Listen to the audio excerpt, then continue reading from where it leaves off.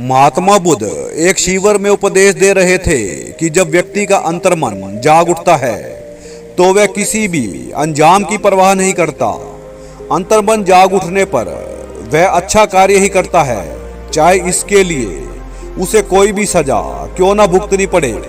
व्यक्ति का अंतर्मन कई बार तब भी जाग उठता है जब वह बहुत ही अनैतिक कार्य करने जा रहा होता है कि एकदम उसका अंतर्मन जाग उठता है और वह फौरन बुरा कर्म, बुरे विचार त्याग कर अच्छे कर्म व अच्छे विचारों की ओर चल पड़ता है। अच्छे कर्मों के लिए कोई भी दंड भुगतने को तैयार हो जाता है। अंतर्मन का जाग उठना किसी भी संत या विद्वान के उपदेशों को सुनने के बाद नहीं होता, बल्कि कई बार अनैतिक कार्य करने से पहले ही उसे अपने पे आत्मग्लानि होने लग जाती है कि ये तू कौन सा कृत्य करने जा रहा है। बस एकाएक उसका अंतर्मन जाग उठता है और वह सद्मार्ग पर चल देता है। ये सब कुदरत की तरफ से होता है, किसी महात्मा या विद्वान की कोई हिस्सेदारी इसमें नहीं होती। ये एक ऐसी क्रिया है जिसे आज तक कोई नहीं समझ पाया कि अनैतिक कार्य करने से पहले भी व्यक्ति एकदम आत्मग्लानि से भर जाता है, उसे आत्मबोध होता है और वह उसी वक्त सद्मार्ग की तरफ चल पड़ता है। इसको मैं एक कथा द्वारा आपके संशय का निवारण करता हूँ कि गुरु की शिक्षा या उपदेश के बिना भी व्यक्ति एकदम अच्छे विचारों की तरफ चल पड़ता है, क्योंकि कुदरत की तरफ से उसका अंतर्मन जाग उठता है। 17 साल बाद हुए एक सेठ के लड़के का आज चौथा जन्मदिन था। सारी हवेली फूलों से सजाई गई थी, चहल पहल और खुशी का माहौल था। शहनाइयां बज रही थी, पूरा गांव ही जैसे सेठ जी के घर इकट्ठा था। परंतु ये चहल पहल और खुशियों का माहौल पल भर में ही गम में बदल चुका था। सेठ जी का लड़का अपने हम उम्र के बच्चों के साथ खेलते खेलते अचानक से गिर पड़ा। उसकी सांसें घुट रही थी, सांस लेने में कोई दिक्कत आ रही थी। सभी सेठ जी के लड़के की तरफ दौड़ पड़े, परंतु सेठ जी का लड़का देखते ही देखते सेठ के हाथों में दम तोड़ चुका था। लगता था सारी हवेली को सांप सूंघ गया था। सभी खामोश और दुखी थे।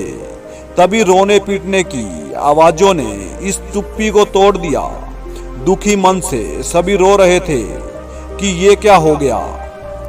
रोते पीटते ही बच्चे को शमशान में दफनाने की क्रिया पूरी हो गई। अंधेरी रात थी, एक भी दिया हवेली में नहीं जल रहा था। पूरा शोक का माहौल था। जल्दी ही हवेली के दरवाजे बंद कर दिए गए, परंतु सेठ जी के एक पुराने नौकर की आंखों से नींद गायब थी। उसकी आंखों के सामने तो सेठ जी के लड़के के गले में पड़ी वो सोने की चैन घूम रही थी, जो उस मृत बालक को नहलाते समय उसके गले में ही पड़ी रह गई थी, क्योंकि उस मृत बालक को नहलाने व कफन में लपेटने का कार्य इसी सेठ जी के पुराने नौकर ने किया था। नौकर का गांव में ही घर था। वह चुपचाप उठा और गांव से बाहर बने उसी शमशान में पहुंच गया जहां बच्चा दफनाया गया था। आनन फानन में उसने कब्र को खोद डाला, बच्चे का कफन फाड़ दिया। तारों की रोशनी में नगन मृत बच्चा उस नौकर के सामने जमीन पर पड़ा था।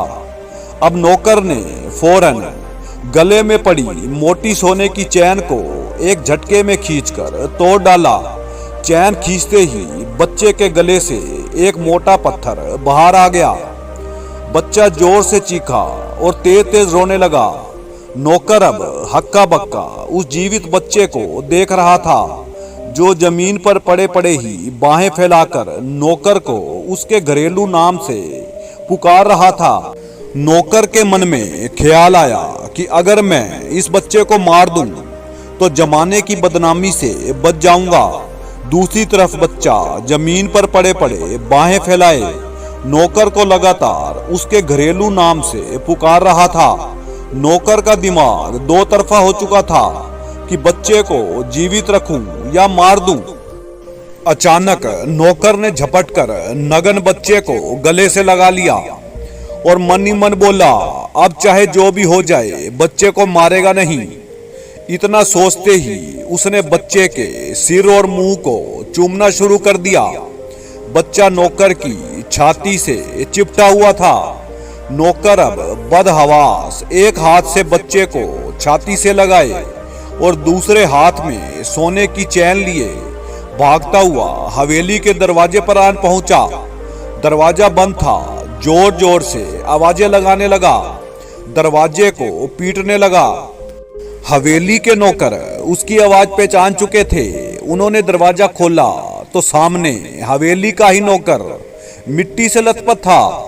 एक हाथ से छाती से सेठ जी के बच्चे को चिपटाए हुए था और एक हाथ में सोने की चैन पकड़े हुए था। नौकर अब भागता हुआ सेठ सेठानी के कमरे में पहुंच चुका था। सभी जाग चुके थे। नौकर के साथ सेठ जी के जीवित बच्चे को देखकर सभी हैरान थे। नौकर ने जाते ही बच्चा सेठानी की गोद में दे दिया और सेठ जी के पैर पकड़ लिए। चैन सेठ जी को पकड़ा दी और बोला, मैं पापी हूं, मुझे दंड दो। जैसे ही नौकर ने दोबारा मैं पापी हूं, मुझे दंड दो बोला, सेठ जी ने एक हाथ से नौकर का मुंह बंद कर दिया और दूसरे हाथ से उसे छाती से लगा लिया। अब सेठ जी नौकर के आंसू पहुंच रहे थे।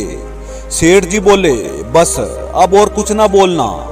तुमने आज अपने बड़े भाई पर एहसान किया है और अपनी भाभी की सूनी को फिर से भर दी है।